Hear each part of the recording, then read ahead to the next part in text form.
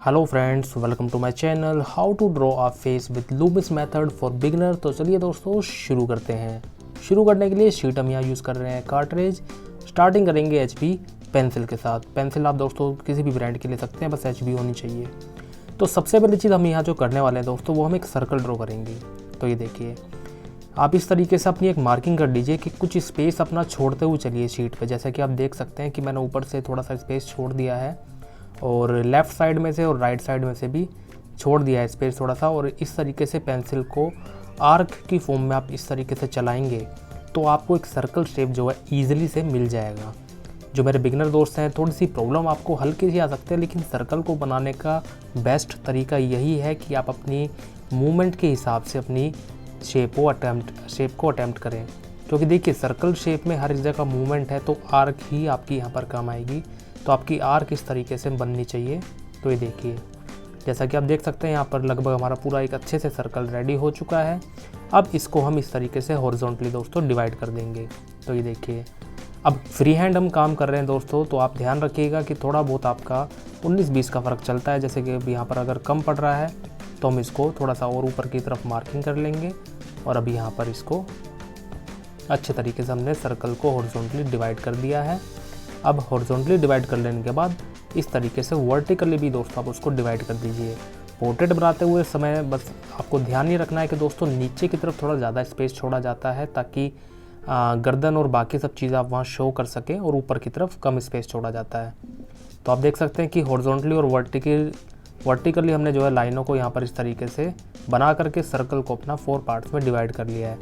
अब ये जो लाइन है आप देख सकते हैं कि इसका हमने सेंटर ले लिया है, यानी कि बीच का जो डिवाइडेशन है वहाँ से हमने जो है ये डिवाइड किया है अपनी चीज़ों को। अब ये देखिए, ये हमने फोरहेड के लिए मार्किंग कर ली है।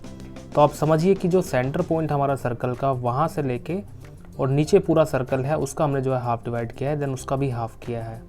तो इस तरीके से हमने यहाँ पर अपना डिवीज़न कर लिया है। और ये डिवीज़न कर लेने के बाद इसको जब हम जॉइन करेंगे तो इस तरीके से हमारे सामने एक स्क्वायर जो है शेप यहाँ पर हमें बनती हुई नज़र आएगी। तो ये देखिए, ये हमारे सामने यहाँ पर एक शेप रेडी हो चुकी है। हल्के हाथों से अपनी पेंसिल को दोस्तों चलाइए और बिल्कुल भी घबराएं ना, आराम से जो है चीज़ों को अटैम्प्ट करें। तो अब ये देखिए, तो ये जो हमारा डिवीज़न है दोस्तों, इसका हम यहाँ पर एक तरीके से हाफ कर लेंगे। और ये हम मार्किंग कर रहे हैं अपनी आइज़ के लिए। तो आप देख सकते हैं कि किस तरीके का डिवीज़न है। ज़्यादा कन्फ्यूज़न आपके लिए अगर दोस्तों हो तो मैं थोड़ा सा यहाँ पर आपको थोड़ा और अच्छे से डिटेल में समझाता हूँ कि बेसिकली करना क्या है। ये जो डिवीज़न है आप देख सकते हैं, ये जो लाइन है, इस लाइन से हम जो है इस मिडल लाइन पे निशान लगा लेंगे कुछ इस तरीके से। यानी कि बेसिकली जो स्क्वायर वाला पार्ट है हमारा, उसका हमें मिडल पार्ट इस तरीके से नीचे से करना है, फिर उसका हमें इस तरीके से एक और हाफ डिवाइडेशन करना है। शायद पॉइंट्स की वजह से अगर थोड़ी सी आपको प्रॉब्लम आ रही हो दोस्तों, तो मैं कुछ लाइनें इसमें इरेज कर देता हूँ ताकि आपके सामने सारे पॉइंट्स एकदम क्लियर हो जाएँ और आपको अच्छे तरीके से समझ में आ जाए। ये हमारी फोरहेड की लाइन है दोस्तों, और ये हमारी आईब्रो की लाइन होती है हमेशा, और ये हमारी नोज़ की लाइन होती है दोस्तों। तो अब इसके बाद हम अपनी चिन की लाइन भी लगा लेते हैं। इस तरीके से आपको मेज़र करना है, थंब को इस तरीके से पकड़ना है, पेंसिल को पकड़ के आगे इस तरीके से आप लेते हुए जाइए और ये अपना चिन का भी निशान लगा दीजिए इस तरीके से। देखिए, जब भी आपका दोस्तों डिवाइड हो चुका है तो अभी आप यहाँ देख सकते हैं कि आपके सामने 3 डिवीज़न हो चुके हैं। तो जिसमें कि नोज़, फोरहेड, आइज़ और चिन का हमारा इस तरीके से एरिया आ चुका है। तो यहाँ से हमारी जो चिन है वो सीधा ऊपर वाले पॉइंटों के साथ मैच कर जाएगी। बट यहाँ मैं लाइटली दोस्तों उसको शो कर रहा हूँ, क्योंकि हमें नहीं पता कि हमारा जो प्रोपोर्शन बनने वाला है उसमें हमें अगर थोड़ी बहुत चीज़ें इधर उधर बढ़ानी पड़ जाए तो उसमें हम उसके हिसाब से उसको चेंज कर सकते हैं। आईब्रो वाले हिस्से से लेकर के नोज़ एरिया तक आपको हमेशा जो है ईयर दोस्तों अटैम्प्ट करने पड़ते हैं, लेकिन सिचुएशन के हिसाब से अगर चीज़ें चेंज हो रही हैं तो दोस्तों हमें वहाँ पर उसको चेंज करना पड़ता है। तो ये बात आपको दोस्तों ध्यान रखना है कि एक जो आइडियल सिचुएशन है वो यही है आपकी, कि आपको इस तरीके से फेस अटैम्प्ट करना है। तो यहाँ मैंने दोस्तों कुछ एक्स्ट्रा लाइंस मिटा दी हैं, जिसकी वजह से अब आपको कन्फ्यूजन ना हो समझने में कि किस तरीके से आपको डिवीज़न करना है अपने फेस फीचर्स के लिए। तो ये देखिए, लाइन जब इरेज हो चुकी है तब आपको अच्छे से यहाँ पर समझ में आ रहा होगा कि किस तरीके से हमने अपने आइज़ का जो है डिवीज़न किया है। ये हमारी आईब्रो की लाइन है, ये हमारी फोरहेड की लाइन है, और इस लाइन को आप देख सकते हैं कि ये हमारा एक डिवीज़न है। तो 1/3 हिस्सा ये हमारा पूरे फेस का है, ये दूसरा भी 1/3 हिस्सा, क्योंकि 3 हिस्सों का दोस्तों ये तीनों इक्वल जो हमारे पार्ट हैं, जिसमें कि आप देख सकते हैं कि मैं मार्किंग कर देता हूँ जिससे कि आपको अच्छे से अब समझ में आ जाए कि ये तीनों इक्वल जो है डिवाइड आपको पोर्शन करते हुए चलना है ऑलमोस्ट। तो इस तरीके से अब देखिए ये जो पूरी फुल लेंथ है इसका जब हमने हाफ़ किया, ये देखिए ये हाफ़ कर लेने के बाद अब इसका भी जो हाफ़ है तो ये हमारी आइज़ के लिए दोस्तों लाइन होती है हमेशा। और ऐसे ही सेम हम जब लिप्स के लिए करेंगे दोस्तों तो वो भी हमें नीचे वाली पहले फुल लेंथ का हाफ़ करेंगे, देन उसके बाद हाफ़ का भी हाफ़ करेंगे, तो हमारे पास लिप्स की भी मार्किंग आ जाएगी। तो ये पैटर्न है समझने का कि किस तरीके से आपको फेस फीचर ऐड करने हैं। अब हम इसमें दोस्तों अपनी आइज़ वाले एरिया से काम शुरू कर सकते हैं। तो आइज़ का दोस्तों जब भी आप रेफरेंस के थ्रू काम करना शुरू करेंगे, आपको ये बात ध्यान रखनी है कि आप अपने रेफरेंस के हिसाब से आइज़ का पैटर्न जो बन रहा है आपके पोर्ट्रेट में, उसके हिसाब से चीज़ों को अटैम्प्ट करें और चीज़ों को बैलेंस करने की कोशिश करें। क्योंकि अब आपके पास दोस्तों सारी लाइनिंग यहाँ पर बनी हुई है, तो आपको इसमें ओवरऑल जो है अब चीज़ों को बस ये देखते हुए चलना है कि कोई भी चीज़ छोटी बड़ी ज़्यादा ना हो जाए, और ध्यान से आँखों पे आपको जो है सही से काम करना है। क्योंकि देखिए आँखों के लिए डिवीज़न सही होना बहुत ज़रूरी है। तो यहाँ इस तरीके से मैंने जो है दोस्तों डिवीज़न के लिए अपनी जो है लाइनें मार्क कर ली है। और किस तरीके से दोस्तों काम किया जाता है पोर्ट्रेट में बड़े संभल करके, तो ये चीज़ आपको जब भी यहाँ पर सीखने को दोस्तों मिलेगी। तो ये देखिए इस तरीके से हमने यहाँ पर अपनी आइज़ की मार्किंग कर ली है, और ये मार्किंग कर लेने के बाद हमने सेकंड आइज़ की भी मार्किंग कर ली है अकॉर्डिंग टू आउटर शेप। कि चीज़ें आपकी ऑलमोस्ट यहाँ पर आप देख सकते हैं कि आँखों का जो गैप है और दोनों आइज़ लगभग यहाँ पर हमारी इक्वल लग रही हैं, तो उसका मतलब है चीज़ें हमारी सही चल रही हैं। अब इसमें आप अपना जो फेस की लाइन है, जो आइज़ की शेप है, उसको आप यहाँ बनाना शुरू कर सकते हैं दोस्तों कुछ इस तरीके से। आइज़ आपकी कितनी बड़ी है कितनी मोटी है इस बात पे भी डिपेंड करता है, क्योंकि देखिए दोस्तों सबसे ज़्यादा इम्पोर्टेंट चीज़ आपके पूरे फेस में आइज़ ही होती है। तो 70% करेक्टर लगभग आपका आइज़ के अंदर ही होता है। तो आपको ये बात ध्यान रखनी है कि आप सबसे ज़्यादा फोकस दोस्तों आँखों के ऊपर करें, आँखों की ड्राइंग में करें। तो ये तो दोस्तों मैं आपके सामने एक जो है स्केच यहाँ पर जो है बेसिकली बना के चीज़ें आपकी सोल्व करने की कोशिश कर रहा हूँ कि चीज़ें आपको अच्छे तरीके से समझ में आ जाएँ। तो ये देखिए ये हमारे आइज़ वाला पार्ट बन चुका है। अच्छा, ये जो पोर्ट्रेट हम बनाने जा रहे हैं ये हमारे बहुत ग्रेट फेमस आर्टिस्ट हैं सल्वाडोर डाली जी, जिन्होंने अपने टाइम पे बहुत अच्छा नाम कमाया है सररियलिज्म में। तो उन्हीं का जो है ये फेस है। तो कोशिश हम करेंगे कि भाई चीज़ें रेस्पेक्ट से उनकी जो अच्छे तरीके से हम यहाँ पर बनाने की कोशिश करें बढ़िया तरीके से, और अकॉर्डिंग टू फेस चीज़ों को बैलेंस रखने की कोशिश करें। तो अब इसमें जो आईब्रो का पार्ट है वो आप देख सकते हैं कि आईब्रो वाला पार्ट जो भी होता है दोस्तों, आईब्रो की लाइन तो बनी हुई है लेकिन हमेशा आईब्रो उससे एक्सटेंड ही करती है। ये बात हमेशा लगभग मोस्टली केसेस में होता है कि आईब्रो लाइन जो बनती है हमेशा आईब्रो उससे थोड़ा सा बाहर ज़रूर निकलती है। तो इसी हिसाब से हम जो है यहाँ पर काम करते हुए चल रहे हैं, और ये हमने अपनी आईब्रो की शेप यहाँ पर अटैम्प्ट कर ली है with the help of shade. हमने यहाँ पर इसको थोड़ा सा एक लुक भी दे दिया है। तो अब ये लुक दे लेने के बाद हम इसमें जो आउटर शेप है उसके हिसाब से चीज़ों को पहले थोड़ा सा और यहाँ मेंटेन कर लेते हैं कि जो आउटर शेप हमारे पोर्ट्रेट की है उसको हम यहाँ पर ड्रॉ कर लेते हैं, और इस तरीके से इसको बनाते हुए चलते हैं। ये देखिए शेप देते रहिए आराम आराम से, और चीज़ों को अटेम्प्ट करते रहिए दोस्तों।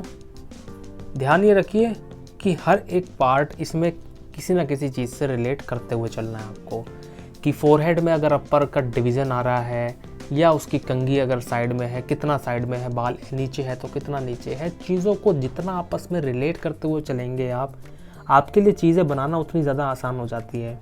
अगर आप रिलेट करते हुए नहीं चलेंगे दोस्तों तो शायद आपके लिए डिफ़िकल्टी फील हो सकती है, क्योंकि आपको जब भी स्टिल लाइफ हो, कॉम्पोजिशन हो, पोर्ट्रेट हो, कोई भी चीज़ आप बना रहे हैं आसपास के एरिया को देख करके आपको काम करना पड़ता है। तो अब यहाँ पर हम जो है ईयर वाला पार्ट हमारा जो है इसमें थोड़ा सा नीचे की तरफ हमें दिखाना है, तो हमने इसको नीचे से इस तरीके से मार्क कर लिया है, और जो बाहले हो कि हमारे यहाँ आउटर शेप है उसको हम इस तरीके से यहाँ बनाते हुए चल रहे हैं। ये देखिए पेंसिल को पीछे से पकड़ के आप इस तरीके से मार्किंग कर सकते हैं। देन उसके बाद धीरे धीरे चीज़ों को बनाते रहिए और अटैम्प्ट करने की कोशिश करते रहिए। तो इस तरीके से हमने जो अब यहाँ पर डिवाइड कर लिया है। अब ईयर को बैलेंस रखने के लिए हम देख लेते हैं कि ईयर कहाँ पर आ रहा है मार्किंग करने के लिए, तो ये उसके हिसाब से भी हमने यहाँ पर जो है मार्किंग कर ली है। और जैसा कि दोस्तों मैंने कहा है कि फ्री हैंड स्केचिंग में अगर थोड़ा बहुत आपका 19-20 का फ़र्क पड़ता है चीज़ों पर, तो उसको आप प्लीज़ इग्नोर करिए। क्योंकि फ्री हैंड काम करने से दोस्तों आपका कॉन्फिडेंस लेवल बढ़ता है। छोटी मोटी गलतियाँ हमें इग्नोर करनी चाहिए। तो यहाँ पर हमने इस तरीके से अपने ईयर की जो शेप है उसको यहाँ पर बनाने की कोशिश कर ली है, और बालों की भी आउटर शेप हमारे पास यहाँ पर दोस्तों रेडी हो चुकी है। तो अब जो बाकी चीज़ें हैं अब इसमें धीरे धीरे हम उन पर भी काम करना शुरू करते हैं, जैसे कि सेकंड आई से अब हम शुरू कर देते हैं दोस्तों। तो इस तरीके से रिलेट करते हुए चलेंगे। फर्स्ट आई से हम जो है एक पैरेलल लाइन आगे लेते हुए आए हैं, ताकि हमारी जो सेकंड आई है वो उस लाइन के ज़्यादा ऊपर ना जाए और हमारी आईज़ ज़्यादा मोटी पतली ना बने। तो इस तरीके से लाइनों को एक्सटेंड करते हुए हम आगे की तरफ लेते हुए आएंगे और चीज़ों को यहाँ पर बनाना शुरू करेंगे।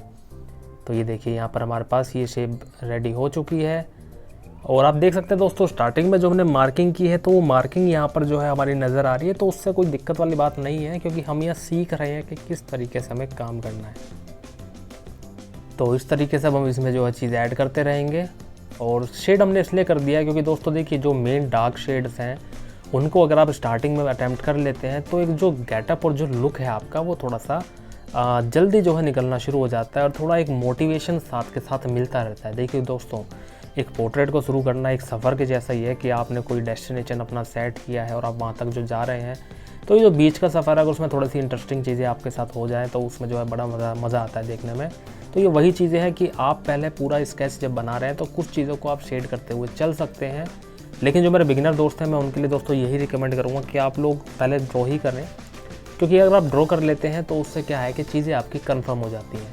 अब यहाँ मेरा क्या है कि दोस्तों मैं आपको बना करके दिखा रहा हूँ, तो इसलिए मुझे थोड़ा सा डार्क एरियाज़ को हाईलाइट करते हुए चलना पड़ रहा है, सो डैट आपका जो एक देखने का इंटरेस्ट भी है, प्लस आपको जो चीज़ें हैं वो ये समझ में आती रहें कि किस तरीके से हमें चीज़ों को हाईलाइट करते हुए चलना है, और अगर हमें अपने लेवल के ऊपर कोई लेवल अटैम्प्ट करना है तो किस तरीके से हम इस तरीके से काम कर सकते हैं। तो अब यहाँ पर भी दोस्तों अपना जो आईब्रो वाला पार्ट है उसको भी यहाँ पर अटैम्प्ट करते हुए चलेंगे, और इस तरीके से मार्किंग करते हुए आराम से बढ़िया तरीके से दोस्तों काम करते हुए चलेंगे। तो आप देख सकते हैं दोस्तों कि रियल टाइम जो लगता है आपका किसी फेस को बनाने में भी, तो कम से कम आधा घंटा तो दोस्तों आपको ज़रूर चाहिए ही चाहिए, कि आधे घंटे में आपका एक प्रॉपर अच्छे तरीके से फेस रेडी हो सकता है। तो जो मेरे बिगिनर दोस्त हैं हो सकता है आप लोगों को 1 घंटा लग जाए, बट लेकिन आप बस पेशेंस दोस्तों बना करके रखें, चीज़ें बिल्कुल अच्छी आपके साथ हो जाएंगी। तो ये देखिए यहाँ पर हमने इस तरीके से इसके आँखों के आसपास का मार्किंग कर लिया है, और थोड़ा बहुत जो शेड है उसको हम शेडिंग के तरीके से भी दोस्तों अटैम्प्ट कर सकते हैं, या जैसे हमने स्क्रबलिंग सीखी है पेन में और पेंसिल्स पे भी हमने की है, तो उस तरीके से भी आप यहाँ काम कर सकते हैं। शेड्स को किस तरीके से शो करना है ये सारी चीज़ें आपके ऊपर डिपेंड करती है कि आप उसको स्क्रबलिंग में दिखाना चाहते हैं, शेडिंग में दिखाना चाहते हैं, हैचिंग में दिखाना चाहते हैं, क्रॉस हैचिंग में दिखाना चाहते हैं। तो सारी चीज़ें दोस्तों आपके ऊपर डिपेंड करती है। तो अब इस तरीके से हमने यहाँ पर ये देखिए मार्किंग कर ली है, और मार्किंग कर लेने के बाद धीरे धीरे अब इसमें जो हमारा पड़ाव है वो धीरे धीरे बढ़ता जा रहा है, और चीज़ों को हम यहाँ पर अटैम्प्ट करते जा रहे हैं। कुछ इस तरीके से अब जो है ऊपर की चीज़ों को हम यहाँ हाईलाइट कर देंगे। अब नोज़ वाला एरिया दोस्तों आ चुका है, तो नोज़ को हम यहाँ अटैम्प्ट करना शुरू कर देते हैं। अब हर एक की जो नोज़ है दोस्तों उसकी ब्रॉडनेस अलग है, शार्पनेस अलग है, तो ये बात आपको ध्यान रखनी है कि अपनी नोज़ की ब्रॉडनेस है उसको चेक करते हुए चलें, और वो आइज़ के कितना बाहर जा रही हैं कितना अंदर जा रही है इस बात का ख्याल रखें। तो यहाँ पर हमने अपनी नोज़ की एक आउटर शेप रेडी कर ली है दोस्तों, और यही चीज़ इसको बैलेंस करते हुए दूसरी तरफ हम लेते हुए जाएंगे। आँखों के नीचे से इस तरीके से लेवल चेक करते हुए अपनी नोज़ की शेप को ड्रॉ कर लेंगे। ध्यान रखना है दोस्तों नोज़ आपकी इस लाइन से थोड़ा बहुत नीचे आ सकती है, वो सिचुएशन पे डिपेंड करता है, बट कोशिश करें कि इस लाइन तक अपनी नोज़ को ख़त्म कर दें। तो ये देखिए इस तरीके से हमने अब यहाँ पर काम कर लिया है, नोज़ की आउटर शेप बना ली है, और हल्का फुल्का यहाँ शेड करेंगे। और अब यहाँ जो नोस्ट्रिल्स हैं, नोस्ट्रिल्स पे जो हम अपना यहाँ पर शेप बनाना शुरू कर देंगे, ताकि वो दिखने में अब थोड़ी सी हमारी जो शेप है वो थोड़ी बढ़िया आने लगे और चीज़ें हमारी धीरे धीरे बढ़ती रहें। तो इसी तरीके से दोस्तों आपको हमेशा काम करना पड़ता है जब आप किसी का फेस बनाना शुरू कर रहे हैं, अपने किसी फैमिली का बना रहे हैं, या रिलेटिव का बना रहे हैं, या फ्रेंड्स का बना रहे हैं, किसी भी लव वंस का बना रहे हैं, जिसका भी आप बनाना चाह रहे हैं, तो फ्रंट फेस से ही दोस्तों आप शुरू करें, क्योंकि फ्रंट फेस एक ऐसी चीज़ है जिससे कि आप ड्राइंग फील्ड में या पोर्ट्रेट फील्ड में एक एंट्री ले सकते हैं with the help of Lumix method, क्योंकि लूमिस मेथड दोस्तों आपकी बहुत ज़्यादा हेल्प करता है इसके बाद फ्री हैंड मेथड भी दोस्तों मैं आपके साथ शेयर करने वाला हूँ। हालांकि मैं शेयर कर चुका हूँ दोस्तों पिछली वीडियोज़ में। जिन दोस्तों ने मेरे वो वीडियो नहीं देखी है तो मेरे पोर्ट्रेट प्लेलिस्ट में जाके दोस्तों वो लोग चेक कर सकते हैं। तो इस तरीके से देखिए, अब यहाँ पर हमने इसको मीडियम शेड जो है दे दिया है थोड़ा सा नोज़ के ऊपर, और थोड़ा सा हाईलाइट करने के लिए शेड्स का जो है यहाँ पर यूज़ किया है। और धीरे धीरे हम जो है इसमें चीज़ों को ऐड करते रहेंगे। लाइट एंड डार्क का जो कंट्रास्ट है उसको दोस्तों बना करके रखना है, उसमें बिल्कुल भी लापरवाही नहीं बरतनी है। और इस तरीके से धीरे धीरे चीज़ों को, तो अब आप यहाँ दोस्तों देख सकते हैं कि किस तरीके से मैंने शेडिंग का जो पैटर्न है वो भी हल्का सा यहाँ पर चेंज करने की कोशिश की है। कि पहले स्लांट डायरेक्शन में शेड कर रहे थे, फिर एकदम से वर्टिकल फील डाल दिया नोज़ को लंबा फील कराने के लिए, नोज़ की शेप के अकॉर्डिंग। तो ये सारी कंडीशन, सिचुएशन, टाइम के साथ जैसा भी आपको मन करे आप चेंज कर सकते हैं, क्योंकि यहाँ पर आप स्केच कर रहे हैं। अगर आप रियलिस्टिक दोस्तों ड्राइंग बनाएंगे तो उसके भी जो पैटर्न्स हैं वो मैं आपके साथ शेयर करता हुआ चलूँगा, और रियल टाइम वीडियोस में आपके सामने चीज़ों को दिखाता रहूँगा कि किस तरीके से आपको बनानी चाहिए। तो कुछ मीडियम शेड्स जो हैं यहाँ पर उनको हम इस तरीके से अटैम्प्ट करते हुए चल रहे हैं और धीरे धीरे मर्ज करते हुए चल रहे हैं। करते रहिए। शेड जितना बढ़िया तरीके से मर्ज करने की कोशिश करेंगे दोस्तों आप, उतना ज़्यादा आपका स्टिल लाइफ में और बाकी प्रिपरेशंस में भी चीज़ें आपकी बढ़िया हो जाएंगी। क्योंकि बेसिक स्किल्स ही दोस्तों आपको और ज़्यादा मोटिवेट करती है, आपका कॉन्फिडेंस बढ़ाती है चीज़ों को अच्छा बनाने में। तो यहाँ पर देखिए हमने इस तरीके से इसको शेड कर दिया है। अब धीरे धीरे इसमें जो हल्का शेड मीडियम शेड के साथ या लाइट शेड के साथ जो भी चीज़ें मर्ज हो रही हैं उसको हम मर्ज करते हुए चलेंगे।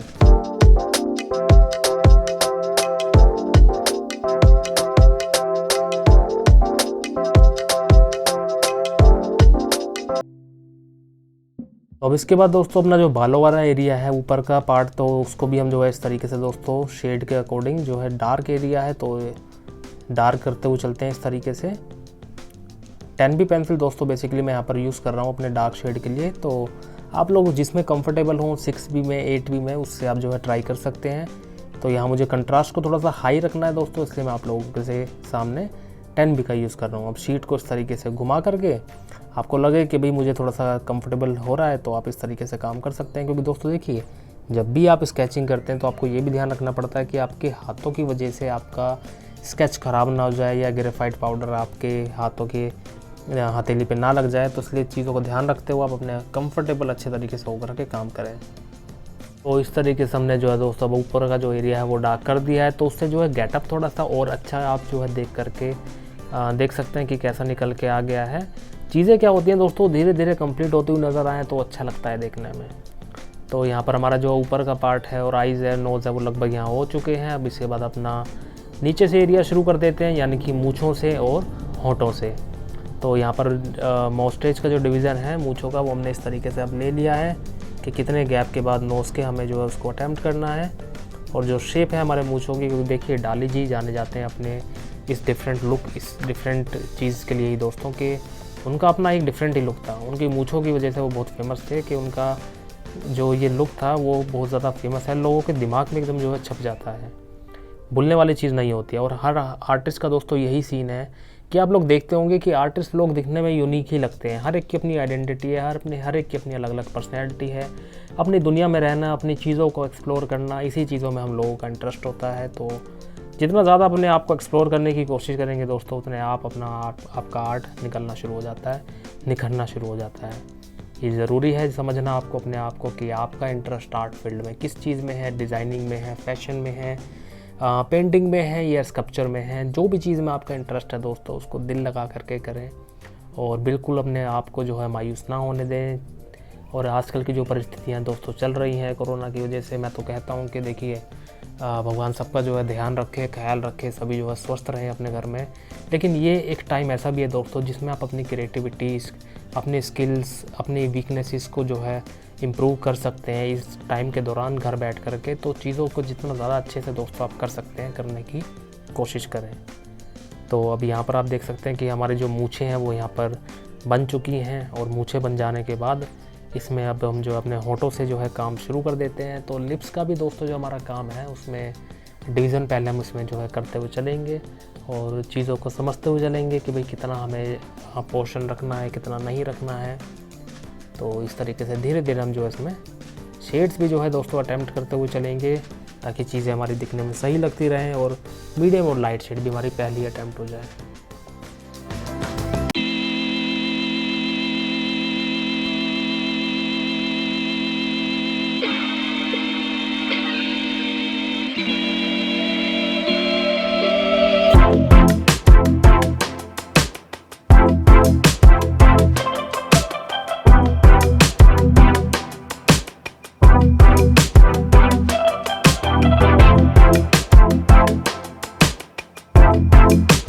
दोस्तों यहाँ पर हमने मिडल लाइन का जो डिवीज़न है वो यहाँ पर देने की कोशिश की है कि इस तरीके से मिडल लाइन का डिवीज़न है वो दे देते हैं। और मिडल लाइन का डिवीज़न दे देने के बाद इसमें जो अब देखिए, वैसे तो दोस्तों कंडीशन ये होती है कि ऊपर का लिप जो होता है ज़्यादा डार्क होता है, नीचे का लाइट होता है, बट यहाँ पर हम जो है थोड़ा सा नीचे वाले लिप को थोड़ा सा ज़्यादा डार्क करते हुए चलेंगे और हाईलाइट करते हुए चलेंगे, क्योंकि सिचुएशन के हिसाब से यही चीज़ यहाँ पर जो है हमें देखने को मिल रही है कि जो लोअर लिप है उसमें थोड़ा सा डार्क शेड हमें करना पड़ेगा। तो इस तरीके से हम जो है यहाँ पर अब इस तरीके से कंटिन्यूस शेड जो है लोअर लिप में करते हुए चलेंगे और अपनी चीज़ों को मेंटेन और बैलेंस करते हुए चलेंगे। तो इस तरीके से शेड कर लेने के बाद धीरे धीरे लेफ़्ट साइड में, राइट साइड में और जो भी हमारा वाइट एरिया में बचा हुआ है पोर्ट्रेट में, उन सब चीज़ों को अटैम्प्ट करेंगे। अब चिन के नीचे जो हमारी शेड है दोस्तों, चिन पे ऊपर जो शेड है उनको भी यहाँ पर शेड करते हुए चलते हैं, अटैम्प्ट करते हुए चलते हैं। और आप देख सकते हैं कि दोस्तों फ्रंट फेस और जो लूमिस मेथड हमने यहाँ पर यूज़ किया है तो बिल्कुल एग्जैक्ट चीज़ें जो है यहाँ पर इसमें मैच हो जाती हैं और आपको जो है ज़्यादा इसमें तकलीफ़ नहीं होती है चीज़ों को बैलेंस करने में, या ज़्यादा प्रॉब्लम नहीं आएगी। जो मेरे बिगिनर दोस्त हैं वो इस चीज़ को आराम से समझ सकते हैं कि अगर उनकी नोज़ की लेंथ लंबी करने में उनकी प्रॉब्लम हो जाती है या चिन को बराबर नहीं रख पाते, तो आप यहाँ देख सकते हैं दोस्तों कि एक आइडियल सिचुएशन के अकॉर्डिंग यहाँ पर जो हमने चीज़ें फिट करी हैं वो बिल्कुल सही जो है फिट हो गई हैं। थोड़ा बहुत चीज़ों का हमें ध्यान रखना पड़ता है, अगर जो एक्सेप्शनल है या हमें लग रहा है कि भाई हमारे फेस के हिसाब से वो चीज़ मैच नहीं हो रही है, तो हमें जो है उसमें ज़रूर उसको ऐड करना चाहिए। तो इस तरीके से आप देख सकते हैं यहाँ पर हमने जो आउटर शेप का भी जो है इस तरीके से ड्राइंग हमने कर ली है। तो आउटर शेप भी हमने जो ड्रॉ कर लिया है, तो हमारे पास अभी यहाँ पर यानी कि जो हमारा पूरा फ्रंट फेस के जो चीज़ें हैं वो यहाँ पर रेडी हो चुकी हैं। तो अब इसमें वही है दोस्तों कि धीरे धीरे जो डिविजन्स हैं उसको हम कंप्लीट जो है करते हुए चलेंगे, इन चीज़ों को बढ़िया तरीके से शो करने की कोशिश करेंगे। तो मेरा दोस्तों आपसे यही कहना है कि देखिए, आज मेरा मकसद था कि आज मैं आपके साथ रियल टाइम में जो है शो करूं वीडियो को कि कितना टाइम कम से कम जो है लग जाता है एक फेस को बनाने में। तो साइज़ जो है यहाँ पर अपनी शीट का दोस्तों A5 रखिए। A4 का भी जब आप हाफ़ कर लेंगे तो उस पर जो है ये कम से कम आपको 30 मिनट जो है लग जाते हैं एक चेहरे को जो है बनाने में। तो छोटे साइज़ से आप शुरू करेंगे तो ज़्यादा बढ़िया दोस्तों रहेगा आपके लिए। बाकी A4 भी जो है बेस्ट और कंफर्टेबल साइज़ है, लेकिन टेक्निक मेन है दोस्तों, टेक्निक आपको समझ में आनी चाहिए। क्योंकि देखिए, टेक्निक अगर आपको समझ में आ गई है तो शीट आपके पास चाहे कितनी ही बड़ी हो, आप आराम से काम कर सकते हैं। इवन वॉल पे भी आप दोस्तों काम कर सकते हैं। तो इस तरीके से हमने जो है यहाँ पर हल्का फुल्का शेड कर दिया है, थोड़ा सा इस तरीके से स्क्रबल कर लेंगे। और कानों के अंदर की भी जो शेड्स और जिस तरीके से की सिचुएशन उसमें बनी हुई है, जो शेड्स है, मीडियम लाइन है, उसको हम यहाँ पर दोस्तों बनाते हुए चलेंगे।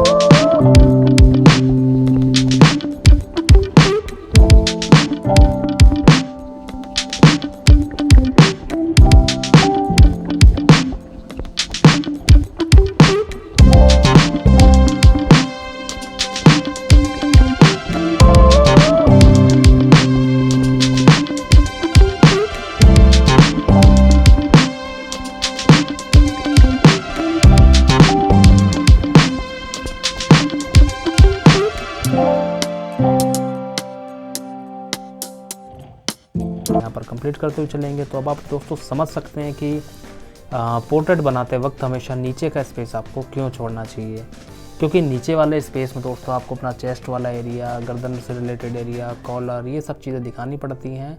इसलिए हमेशा पोर्ट्रेट बनाते वक्त आप हमेशा अपने सर्कल को थोड़ा सा ऊपर बनाएं ताकि आप नीचे से स्पेस को छोड़ सकें। तो इसमें धीरे धीरे हम जो है अपनी चीज़ों को बनाते हुए चलेंगे। और ऐसा नहीं है दोस्तों कि आप ये चीज़ें बनाते वक्त अपनी पुरानी चीज़ों को भूल जाएं, जैसे कि पुरानी जो अपने टेक्निक सीखी हैं, स्क्रबलिंग हो गई, हैचिंग हो गई, क्रॉस हैचिंग हो गई, तो ये सारी चीज़ें भी दोस्तों आप इसमें अपने जो है ऐड कर सकते हैं। ज़रूरी नहीं है कि आप स्टिल लाइफ में उन चीज़ों को ऐड करते हुए चलें। आप अपना जो भी कंसेप्ट या जो भी कंपोजिशन आप उठा रहे हैं उसमें हर एक चीज़ में वो जो है वो ऐड करते हुए चलिए, क्योंकि ज़रूरी नहीं है कि हर एक टेक्निक कोई स्पेसिफिक चीज़ों के लिए बनी है। आप जितना ज़्यादा एक्सपेरिमेंट करके देखेंगे आपकी नॉलेज दोस्तों उतनी ज़्यादा खुलनी शुरू हो जाएगी। मेरा आपसे जो कहना है वो ये है कि जितना ज़्यादा अपनी नॉलेज के ऊपर अपना काम करना शुरू करेंगे उतना ज़्यादा जो है दोस्तों बढ़िया रहेगा आपके लिए, क्योंकि आने वाले टाइम में दोस्तों देखिए आपको सारी स्किल्स जो है आनी चाहिए, आपको हर टेक्निक के बारे में पता होना चाहिए, ताकि आपके दिमाग में दोस्तों क्वेश्चन मार्क्स कभी ना बने किसी चीज़ को लेके। आपको इवन समझानी पड़े किसी को या खुद को भी जब करनी पड़े खाली बैठ के, तो आप उसको आराम से अटेम्प्ट कर पाएँ। तो यहाँ पर दोस्तों अब जो बचा हुआ कोट है, कोट वाले पार्ट को हमने जो है इस तरीके से दोस्तों डार्क कर लिया है, और सेम प्रोसीजर हम जो है अपना राइट साइड भी इस तरीके से अप्लाई करेंगे। तो आप देख सकते हैं फ्री हैंड ही दोस्तों यहाँ पर मैं काम करने की कोशिश कर रहा हूँ कि जो फील है वो फील मेरा ख़त्म ना हो मेरा काम करते वक्त। अगर वो फील ख़त्म हो गया काम करते वक्त तो चीज़ें थोड़ी सी डिफ़िकल्ट और मुश्किल हो जाती हैं। और यहाँ पर हमने जो है शेड कर लिया है। तो आप देख सकते हैं दोस्तों कि किस तरीके से हमारे सामने यहाँ पर चीज़ रेडी हो चुकी है। थोड़ा सा एक इसमें फ़ील और अच्छा देने के लिए दोस्तों मुझे लग रहा है कि जैसे मुझे थोड़ा सा एक अपना जो मेरा मन कर रहा है कि मुझे लग रहा है कि इसमें मुझे थोड़ी सी हैचिंग करनी चाहिए दोस्तों। तो इस तरीके से हैचिंग मैं यहाँ पर कर देता हूँ। और फिर इस पे करने के बाद बैकग्राउंड में भी जैसे मुझे थोड़ा वाइटनेस नज़र आ रही है, तो हैचिंग को मैं यहाँ पर यूज़ करूँगा, क्योंकि दोस्तों देखिए लाइन के साथ मुझे जो है बड़ा अच्छा लगता है काम करना। मेरे हिसाब से दोस्तों लाइन की बहुत ज़्यादा बड़ी वैल्यू है, और लाइन और वैल्यू इन दोनों की वजह से ही जो है पूरी फील्ड टिकी हुई है दोस्तों, क्योंकि लाइन के बिना आप कोई भी चीज़ क्रिएट नहीं कर सकते हैं, और वैल्यू के बिना आप दोस्तों उस चीज़ में डेप्थ नहीं दे सकते हैं। तो ये ज़रूरी है समझना आप लोगों को कि लाइन एंड वैल्यू ये दोनों चीज़ें बहुत ज़्यादा इंपॉर्टेंट है आपके आर्ट फील्ड में। इनके ऊपर जितना ज़्यादा आप काम करेंगे आपको उतना ही अच्छा फील होना शुरू हो जाएगा, आपका काम अच्छा निकलना शुरू हो जाएगा। तो यहाँ पर इस तरीके से हमने जो है दोस्तों शेड कर लिया है, और इस तरीके से शेड कर लेने के बाद अब इसमें जो पीछे का है उसको भी हम यहाँ पर इस तरीके से शेड करते हुए चल देते हैं। आर्टिस्टिक लुक देने के लिए इसको हमने जो है फेस के ऊपर भी इस तरीके से वर्टिकल लाइनों को बना दिया है, और धीरे धीरे जो है बैकग्राउंड को इस तरीके से कंप्लीट करते हुए चलेंगे। तो चीज़ें यहाँ पर आर्टिस्टिक तरीके से आपके सामने रेडी हो चुकी है, और आप लोग सीख चुके हैं कि किस तरीके से फेस को अटेम्प्ट करना चाहिए। सो आई होप दोस्तों इस वीडियो से आपको एटलीस्ट फ्रंट फेस बनाने की जो टेक्निक है वो अच्छे से समझ में आई हो, और इसलिए दोस्तों वीडियो को लाइक, शेयर और सब्सक्राइब करना बिल्कुल ना भूलें। Thank you so much.